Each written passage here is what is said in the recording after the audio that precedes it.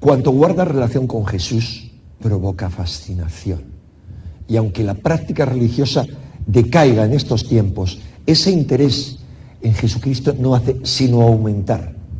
En mi opinión, ello obedece no solo a que Jesús sea la gran referencia espiritual de la cultura occidental, se debe sobre todo a que su figura mítica encuentra las más profundas resonancias en nuestro inconsciente colectivo y en nuestro propio espíritu, que son mucho más sabios que nuestra limitada razón. Este interés en Jesús lo demuestran, entre otras muchas cosas, el éxito de novelas muy dispares. Un éxito para el que los expertos literarios no encuentran explicación alguna. Estamos en el siglo II de la era cristiana.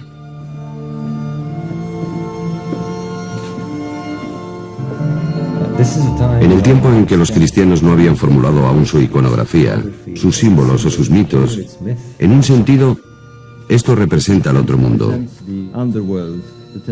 Las regiones tenebrosas donde los iniciados contactaban con las divinidades. Es la luz que penetra en la oscuridad, buscando un camino a la vida futura. Los portales de la inmortalidad a través de la muerte. Y así, los iniciados llegaban aquí en total oscuridad, quizás sin antorchas, a impregnarse del espíritu del lugar. Simbolizaban el tránsito de la vida a la muerte y a la resurrección.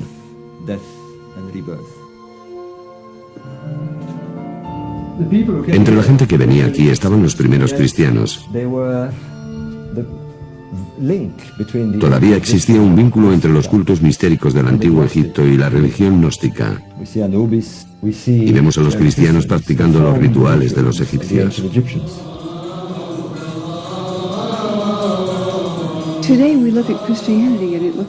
Hoy vemos el cristianismo y parece muy variado, desde los baptistas a los ortodoxos rusos, a los calvinistas y a los católicos romanos.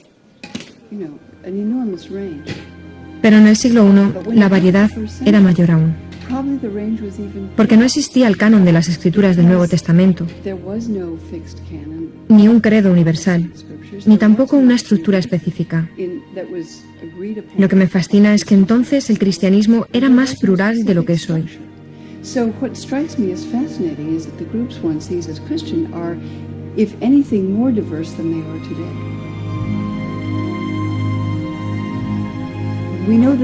Sabemos que hubo muchos evangelios que los seguidores de Jesús leyeron, escribieron, veneraron, y también muchas otras obras, cartas, epístolas, poemas, himnos. Los cristianos contemplan los inicios de su fe con nostalgia. Un tiempo en que la palabra de Jesús y sus apóstoles sonaba como auténtica, cuando el credo era claro y su contenido incontestable. Pero ahora los documentos descubiertos arrojan otra luz sobre sus orígenes. Si los cristianos hoy veneran a Jesús como al único Hijo engendrado por Dios, que murió para redimirnos de nuestros pecados, los primeros seguidores de Jesús parecen haber tenido creencias diferentes. Los cristianos judaicos cayeron sobre el valor de salvación del sacrificio de Cristo en la cruz. Creían que era un iluminado, un iluminador. Para ellos, no hay nacimiento virginal,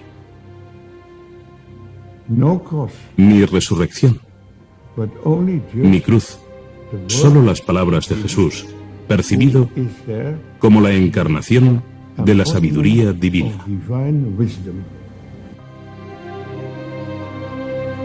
Jesús de Nazaret, hombre o mito. Los que estuvieron con él no parece que lo recordasen como al único Hijo de Dios, pero perecieron en el holocausto del alzamiento judío contra Roma. ¿Lo describen tan claramente los evangelios? Se escribieron 2, 3 generaciones después de Cristo, en distintas ciudades mediterráneas. Entonces surgió otra imagen, la de Jesús como Hijo de Dios. Sin embargo, persistían ecos de los primeros tiempos. Edad Media, el sur de Francia. Una fe diferente surgía y proponía otra visión de Cristo. La Iglesia considera herejes a esa gente, peor que demonios. Durante décadas, la furia de la Iglesia se alza contra los cristianos gnósticos.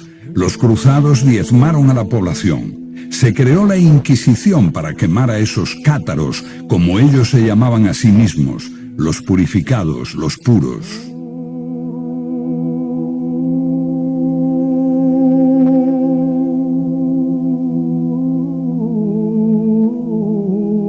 Después de muchos siglos, la gente empieza a recordar a esos cátaros y visita los lugares donde fueron martirizados. Los cátaros no fueron precursores de la Reforma. No eran una herejía de la fe católica. La suya fue una fe diferente y se remonta a los primeros tiempos del cristianismo, o incluso antes, cuando la gente veía el mundo como un reino de sombras, de espaldas a la realidad, a la verdad auténtica. Un hombre atado, incapaz de moverse, creyendo que las sombras que ve en la pared son la realidad. Sombras proyectadas por el mundo divino que está detrás de él. Mira, hombre. Es así como el filósofo griego Platón describía al hombre. Los iniciados en las religiones mistéricas creían que podían liberarse de las ataduras y hallar la gnosis, el conocimiento, en su corazón. Un conocimiento secreto que transforma al hombre y lo hace consciente de la verdad, del mundo espiritual. Son los gnósticos. Los estudiosos creen que esa búsqueda también caracterizó al cristianismo primitivo, antes de que se escribieran nuestros evangelios. Hay ecos de eso en las palabras de Pablo, que habla de buscar a Cristo dentro de uno mismo, y también en otros documentos hallados hace casi 60 años en Nag Hammadi, Egipto. Los libros de Nag Hammadi son más importantes que los manuscritos del Mar Muerto, porque arrojan una nueva luz sobre el cristianismo, Jesús y Dios.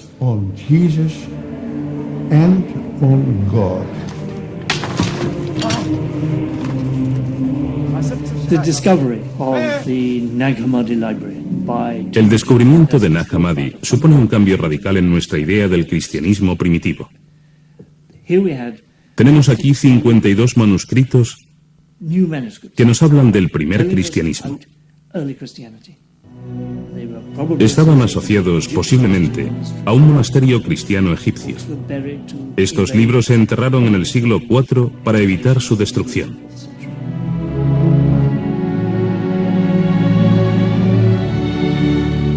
Nos dan abundante información. Es asombroso que los cristianos no se precipitasen a leer el Evangelio de Tomás y todos esos textos maravillosos. Me parece que eso demuestra el poder de la Iglesia romana, que los dejó a un lado y aún los considera heréticos y peligrosos. Y por supuesto lo son. Son peligrosos para la Iglesia literalista porque ponen en cuestión su interpretación.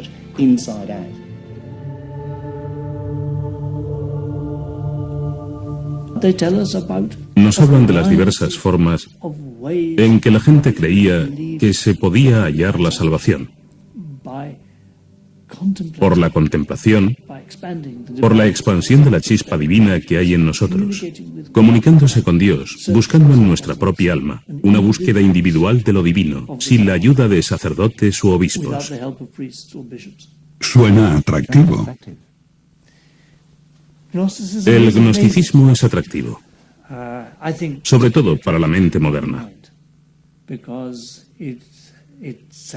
porque promueve una religión para el individuo, no para la Iglesia. Creo que es lo que los humanos han buscado siempre, hallar la divinidad por sí mismos. Pero esto es una simplificación, porque se trata de algo mucho más complejo. En cierto modo, es como tomar un baño de espuma y que entre jabón en los ojos. Enceguece a la vez que limpia.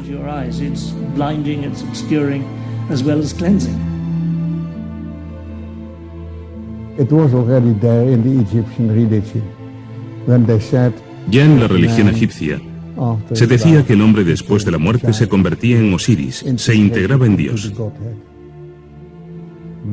El hombre es un Dios caído que recuerda el paraíso. Este es el concepto de todos los misterios de la antigüedad, de Isis, de Mitra, de Adonis.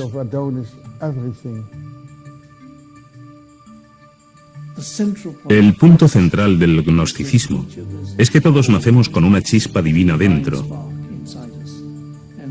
y que el deber de los creyentes es hallar esa chispa y expandirla, tomar contacto con Dios mirando en nuestro interior. La gnosis. Gnosis significa autoconocimiento. ¿Qué es autoconocimiento? ¿Éxtasis? ¿Psicoanálisis? ¿Qué es?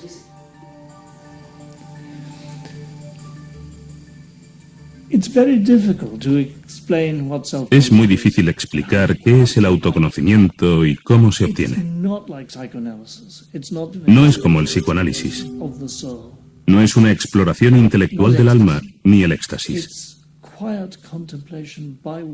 Es la contemplación de uno mismo.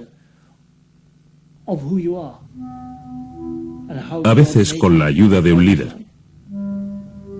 Es la quietud, una sincera búsqueda individual.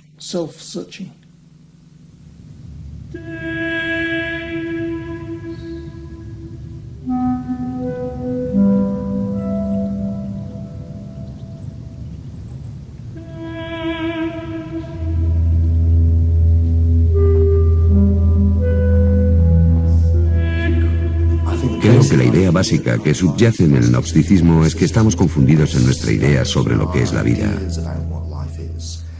y sobre quiénes somos. Adentrarnos en un entorno como este echa abajo nuestros esquemas. Estás cara a cara con el mayor de los misterios, la muerte. La idea de que dejarás de existir como forma física y te enfrentas con el misterio absoluto del que proviene todo, el misterio que somos, el misterio que es.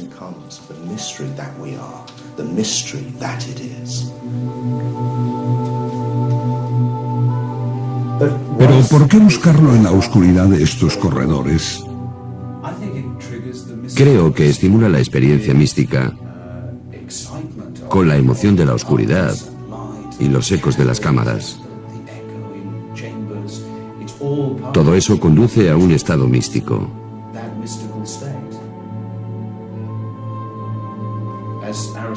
Como decía Aristóteles sobre los misterios, no vas allí a aprender, sino a experimentar. Si crees que solo es un proceso intelectual, te equivocas. Es algo mucho más grande que eso.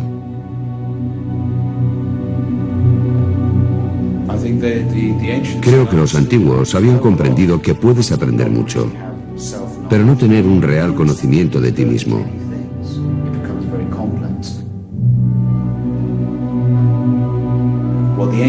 Lo que los antiguos buscan es un retorno a la totalidad, el conocimiento de la unidad de todas las cosas. Durante más de 2000 años la gnosis fue reprimida. Principalmente supimos algo de ella por las acusaciones de los padres de la Iglesia. Pero el hallazgo de Nag Hammadi en 1945 cambió para siempre nuestra forma de ver los orígenes del cristianismo. Los que los hallaron al principio los desecharon. Cayeron en manos de traficantes, algunos fueron quemados, pero finalmente llegaron a manos de la ciencia gracias a personas como Gilles Quispert, que llevó los manuscritos más importantes a Europa, y a sus amigos, entre ellos el gran psiquiatra Carl Jung.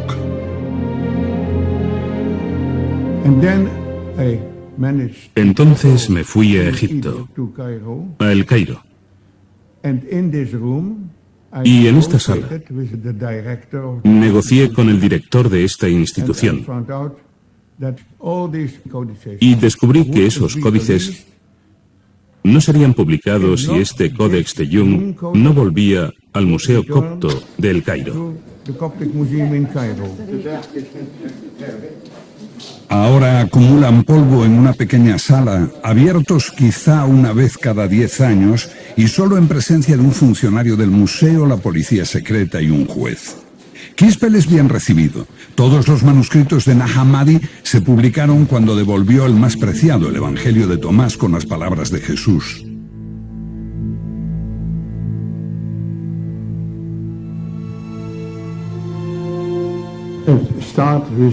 Empezó diciendo: estas son las palabras que Jesús dijo y que Dídimo Judas Tomás escribió. Y él dijo: quien descubre el sentido de estas palabras no conocerá la muerte. ¿Quién es Dídimo Tomás?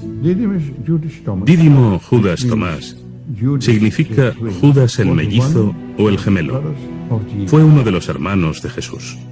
La tradición de la Iglesia posterior transformó a Tomás en el apóstol que no creía que Jesús había resucitado. El escéptico Tomás fue el discípulo más fiel de su maestro. ¿Fue quien entendió mejor a su hermano? Según el Evangelio de Tomás, sí. Se dio por sentado que no era el hermano gemelo de Jesús en sentido literal, sino más bien que quien lea este Evangelio puede llegar a reconocerse como gemelo de Jesús.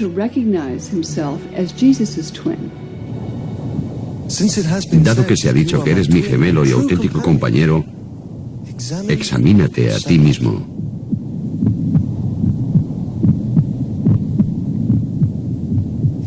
Examinarse a uno mismo. Así puedes comprender quién eres.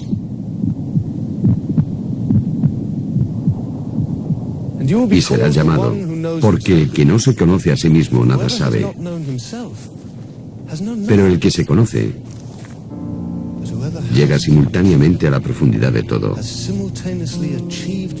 Lo que tienes dentro te salvará. You have within you will save you if you bring it forth from yourselves. Creo que Tomás se interpreta simbólicamente, que todo el que viene a ver a Jesús viene a verse a sí mismo como el gemelo de Jesús, el que es creado a imagen de Dios, como Él lo fue. ¿Qué dice el Evangelio de Tomás? Bueno, el Evangelio de Tomás es una colección de dichos que prometen revelar algo. Lo que el oído no puede oír, lo que el ojo no puede ver, lo que ninguna mano ha tocado y lo que nunca se le ocurrió a ninguna mente humana. Bueno, eso eres tú. Tú eres lo que no puedes oír ni ver, tu esencia, el conocimiento mismo. Y creo que esta es la clave si quieres entender qué es el cristianismo y qué es el paganismo. Un viaje de autoconocimiento. Este era el gran precepto que el dios Apolo dio a los paganos en el oráculo de Delfos. Buscar la gnosis, el autoconocimiento, conocerse a uno mismo. Y lo mismo sucede con los cristianos. Lo que busca es la parte de ti que no puede morir. No es que se te vaya a dar algo que no tengas ya, es descubrir que ya eres inmortal. Porque tu esencia no es el cuerpo. Si descubres lo que realmente eres, descubres lo divino. Descubres a Dios dentro de ti. Parece ser un cuerpo, pero eres conciencia. Y esa conciencia da testimonio del nacimiento, de la muerte, porque todos los gnósticos, incluidos los gnósticos cristianos, creían en la reencarnación, y este proceso era un poco como despertar e irse a dormir. Estabas en un ciclo de cuerpos diferentes, yendo y viniendo, pero no eras el cuerpo. Eras conciencia que da testimonio de esto, de modo que jamás naciste y posiblemente no podrás morir. Todas las cosas separadas son expresión de una misma cosa. Así, todos los seres humanos son imágenes. Ellos usan la palabra eidolon, de un demonio o espíritu. ¿Un reflejo de lo divino? No tanto un reflejo, sino la forma en que lo divino se hace consciente de sí mismo. Para el Padre, ellos emplean el término la deslumbrante oscuridad. ¿Te imaginas la luz sin nada que reflejar? Es lo oscuro. Entonces, la luz en sí misma es oscura. Y usan el término... Todos somos hijos de Dios, si descubrimos nuestra verdadera identidad. Si no, nos hallamos en estado de muerte. Esto es fascinante, creo. Estamos muertos. Para los gnósticos y los místicos, este es el otro mundo en el que estamos muertos en espíritu, porque creemos que somos el cuerpo y no es así. Somos Dios, si acaso. Somos la única conciencia del universo. Nos confundimos a nosotros mismos por esos cuerpos individuales y todos los problemas que causan. Lo que necesitamos es resucitar. Y la historia completa es así. Necesitamos morir por la identidad del cuerpo, que es el centro de la cuestión. Y necesitamos resucitar a nuestra verdadera identidad, que es el Hijo de Dios, que es el Cristo, la conciencia del Padre. Entonces todos somos Cristo, y todos necesitamos resucitar. Y cuando lo hagamos, el Cristo resucitará. En ese sentido, el mito, la historia completa de la crucifixión de Cristo y la resurrección, ¿es un modelo para todos y cada uno de nosotros? Sí, precisamente. Es un modelo que se encarna en la iniciación. Con los literalistas cristianos esto pronto se convierte más bien en una idea macabra. Que al final de los tiempos resucitarás con tu cuerpo y serás de nuevo un cuerpo físico. Porque es lo que creen que le pasó a Jesús. Vino en cuerpo físico y murió literalmente, y eso es exactamente lo que te pasará a ti, o al menos te pasará si comprendiste el mensaje cristiano. Los gnósticos, desde luego, dicen todo lo contrario. Si no comprendes el mensaje, regresarás en un cuerpo por la reencarnación. Si lo comprendes, te darás cuenta de que no eres un cuerpo, que eres el Cristo, uno con Dios, y no será ya necesario este ciclo de reencarnaciones. Casi una fe diferente, un enfoque opuesto. ¿Cuál fue primero? ¿Cuál fue el origen? Tenemos al literalista cristiano Policarpo, y unas décadas después, a mediados del siglo II, tenemos a Tertuliano, diciendo que los seguidores de los gnósticos llenan el universo. Así te haces la idea de que esta iglesia literalista existía desde los apóstoles y que los gnósticos fueron una desviación muy posterior. Lo que estamos sugiriendo es que en realidad es totalmente al revés. Los gnósticos se propagaron en el siglo I y II y fueron machacados por una iglesia literalista que entonces comenzaba su andadura.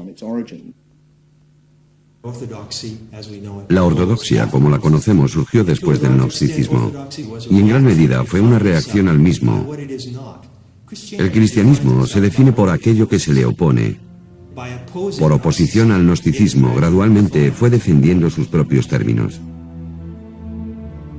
A partir de una gran variedad de evangelios y unas 7 u 8 generaciones después de Jesús, los padres de la primera iglesia ortodoxa empezaron a escoger unos pocos textos que conformarían el Nuevo Testamento y definirían el credo.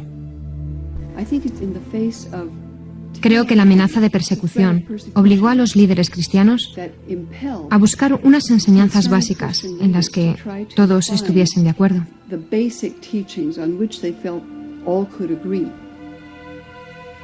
En esta selección, las opiniones gnósticas eran demasiado complejas y fueron desestimadas. Una de las grandes bazas del cristianismo es la simplicidad con que se transmite el mensaje. Decir que Jesús es el Hijo de Dios. Jesús vino a salvarnos por nuestros pecados. Jesús murió por nosotros, sabiendo que estas insignificancias son el pase que da entrada a la iglesia cristiana. En sentido amplio, ¿los evangelios son una invención? Creo que es un error verlos como una invención, pero se prestan a interpretaciones ambivalentes. Por ejemplo, Pablo dice hablar de dos formas al mismo tiempo. Para los que pueden oír el mensaje espiritual y para quienes solo pueden entenderlo literalmente. Si tomamos la frase que aparece en muchas iglesias, nadie llega al Padre sino a través de mí, vemos que para los gnósticos, esto significa que para llegar a Dios tienes que ser consciente de lo que esta figura representa en ti. Y este es el mensaje de Pablo. Para llegar a Dios debes hallar al Cristo dentro, como una alegoría de la verdad. Pero el literalismo dice, no, este es el único camino. Creo que después de tener esta idea de una encarnación literal del Hijo de Dios, no la de un mítico Hijo de Dios, entonces, el concepto es que para tu propio bien, debes salvar el alma de otros. Y todos deben creer esto, obligados por su propio bien. Así tienes el mandato divino de ser autoritario. Los cristianos lo tomaban todo como algo personal. Pero cuando personalizas a la divinidad, la cargas con toda la ira, críticas, resentimiento y agresividad que existe en la personalidad humana. ¡Hereje! Los cristianos se enfadaron mucho porque tomaban como algo personal que su Salvador fuese rechazado. Los gnósticos solo querían descubrir dónde estaba la verdad. Los gnósticos atacaron las opiniones de los primeros cristianos. Pero los cristianos no solo atacaron las opiniones de los gnósticos, atacaron a los propios gnósticos. Ambas creencias podrían haber coexistido, pero con la aparición de este hombre, Constantino, el primer emperador romano en abrazar la fe cristiana, se despertó el ansia de alcanzar el poder supremo en la joven iglesia.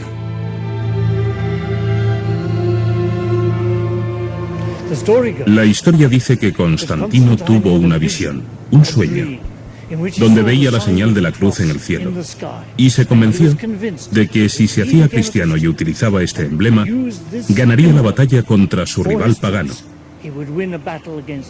Fue aquí, en el puente Milvio, donde tuvo lugar una gran batalla que colocó al cristianismo en su triunfante camino al éxito.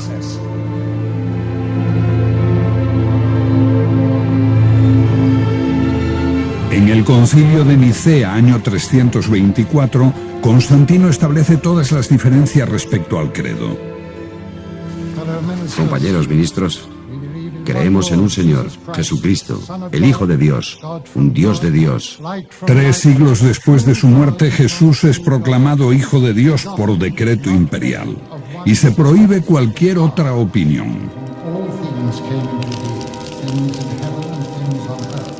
When Christianity allies with the state to create a religious monopoly, that's when Christianity becomes... Cuando el cristianismo se alía con el Estado para crear una religión oficial, es cuando se vuelve algo radicalmente diferente, triunfante, exitoso. Pero al haberse aliado con el Estado empieza a cometer los mismos crímenes que había denunciado en sus primeros 300 años de existencia. Persigue, mata por la religión. Se transforma en una institución jerárquica, opresiva, necesariamente conservadora.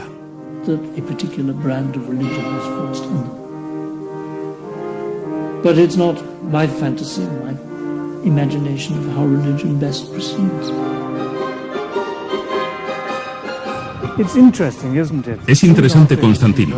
Cuando Constantino se convierte, uno de sus primeros actos es hacerle a las iglesias de Roma grandes regalos de plata y oro. 12 estatuas de tamaño natural de los apóstoles y 2 estatuas de plata de Jesús en tamaño natural. Así, 20 años después de su conversión, las iglesias de Roma parecen templos paganos, y esto es solo una muestra de la riqueza que obtiene la iglesia en el siglo IV. La alianza con el Estado significa riqueza para la iglesia, riqueza para los obispos, riqueza para el Papa de Roma. ¿Es corrupta la iglesia? Sí.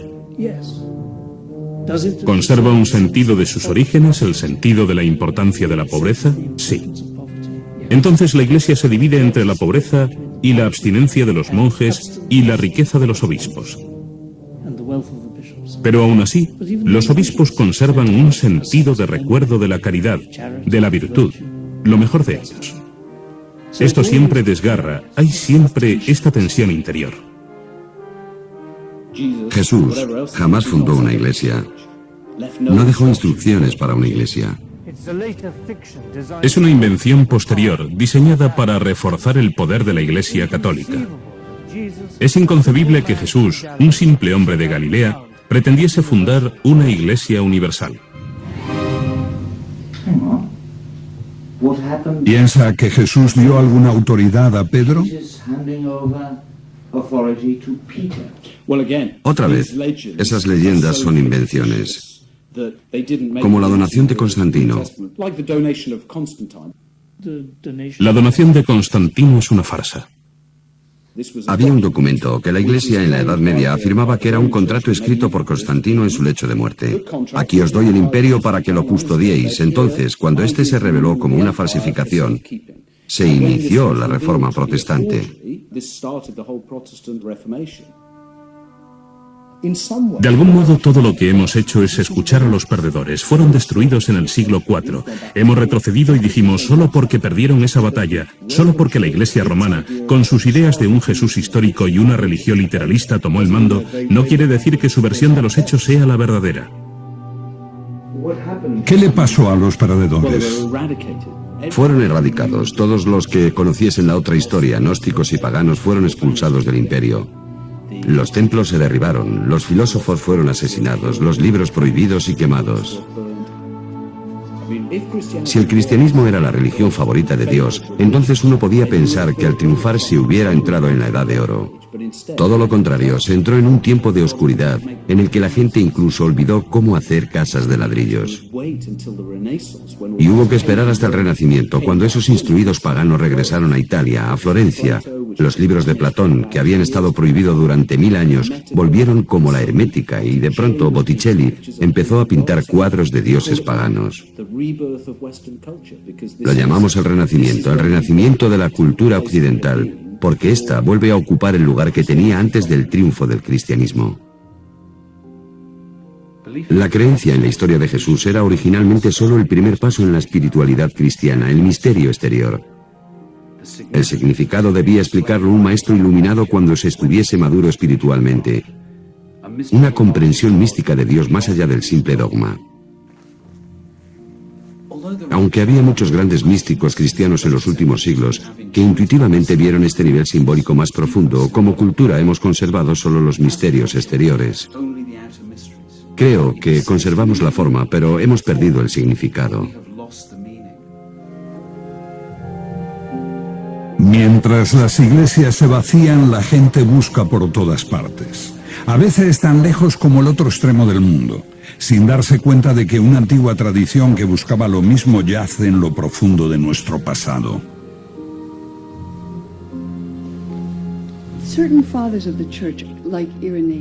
Ciertos padres de la Iglesia, como Irineo, en sus famosos 5 volúmenes contra los herejes, dice que comúnmente son considerados cristianos, pero que no lo son, son herejes. Y tienen características especiales. Primero de todo, aman leer e interpretar las Escrituras. Segundo, buscan guiándose por su propia intuición.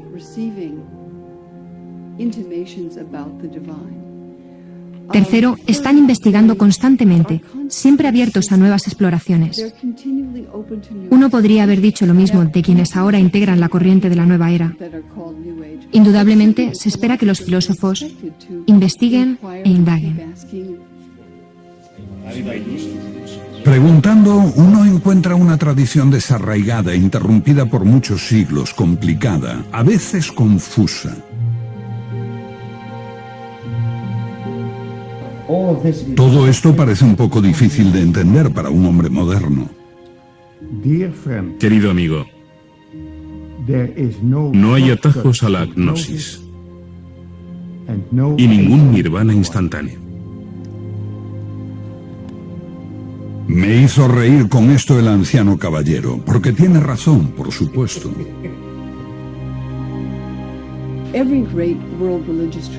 Toda gran tradición religiosa mundial, ya sea el hinduismo, el budismo, el islamismo, el judaísmo, tienen las enseñanzas para todos.